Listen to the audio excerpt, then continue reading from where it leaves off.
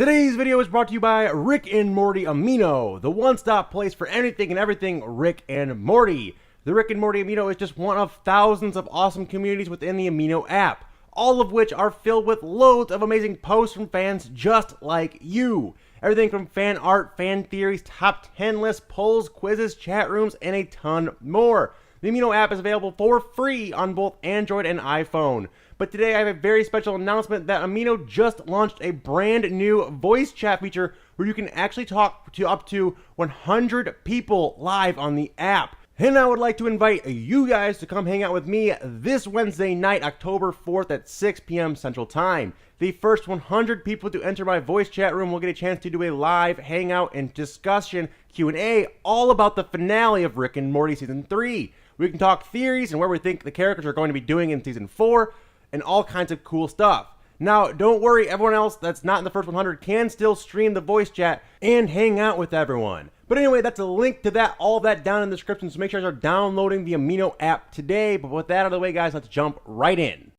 Starting off our list is obviously the title of the episode, which is Rick-Churian Morty Date. This is based off of the 1962 movie, The Manchurian Candidate. Next is the first clip of the title sequence. The last skull we see in this is actually identical to the skull that Summer gave Jerry at the end of episode 2 of season 3. Also, in the intro, there is an animation glitch. As we all know, Mr. Poopy Butthole has been removed from the season 3 intro, but in this episode, we can actually see they missed part of his hand on the dinner table. The president also calls the alien that's traveling him in the basement a Googa. We've seen this a few times in Rick and Morty. This is a throwback to an early Justin Roiland skit that he did with him and his friends before they were famous called Googas. Easy Googas! Right? Not entirely sure how important this is, but the song the president puts on is called Tracy Jenkins and the Jankinettes, Prisoner of My Emotion. It's an original song by the creators of the show, so I thought it was pretty cool they threw that in the background. Rick also says that South Park did the Minecraft bit 4 years ago. Well, that exact episode of South Park came out October 2nd, 2013, almost exactly 4 years to the date, so that is some pretty cool attention to detail. Also, with the Minecraft references, Rick makes a mention that do autistic people play this game? To which he says he loves it, which would lead us to believe that Rick is self-diagnosing himself as some sort of autistic. Give me the phone. Is this game popular with autistic people? Why would you say something like that? Because I'm starting to love it. Also, in the scene where the president shrinks, Rick and Morty make fun of him for pulling out a pill and using it and say that it's such a 70s style. They may be referring to the movie The Fantastic Voyage, which uses a very similar shrink pill and ship. However, that movie came out in the late 1960s, so they may have had an error in the script there. And when the aliens tell the president that he will grow back like a 1950s movie, they were referring to the movie from the 1950s called Attack of the 50-Foot-Tall Woman. They also make mention of a Star Wars-like cantina scene, so that was pretty cool. They threw that little in there, throwback to a Star Wars. Rick also tells the secret agent that he's going to screw his mother and that she lives at 312 Olive Street. That is an address in many United States cities, so not exactly sure if that's just an address they pull out of their ass or somewhere actually that makes sense to them, but if you live near one, you could probably check it out. We also learned that the government gets all of their information on Rick from Wikipedia nonetheless, which is actually pretty freaking funny because anyone can edit that, and that's why he did it there. He's always one step ahead of them. But because of that, we find out that Rick's actually afraid of pirates. It's his biggest fear.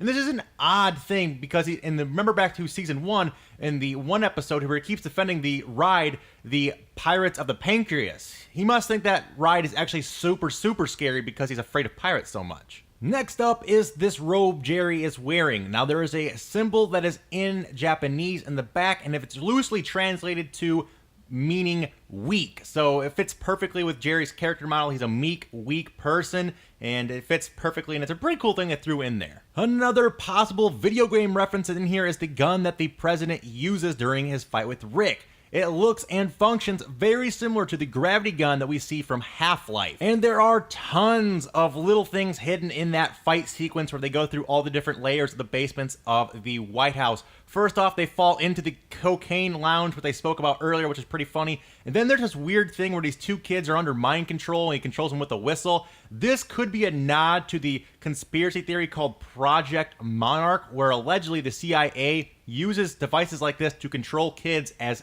agents and how to do their bidding. that could be a possible information about it. There's also a couple movies it could be related to, not entirely sure there. Also, if we keep going on here, the McKinley Storage and Waste Warehouse is loaded with just about every major government conspiracy ever.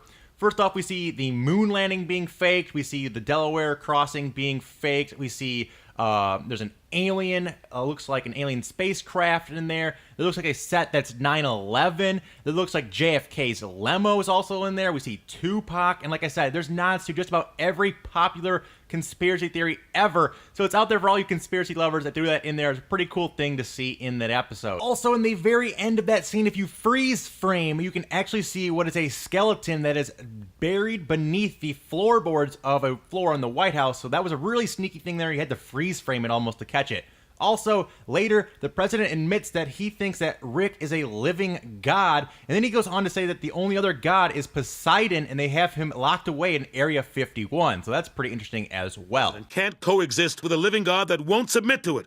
I mean, besides Poseidon. But he's locked up in Area 51 already, so that doesn't really count. And as another thing noted here, another thing going back to the Minecraft is that the president's knockoff portal looks very similar and behaves very similar to the Nether portal from Minecraft. They both have to use a flame to open it, so I thought that was a pretty cool nod in there.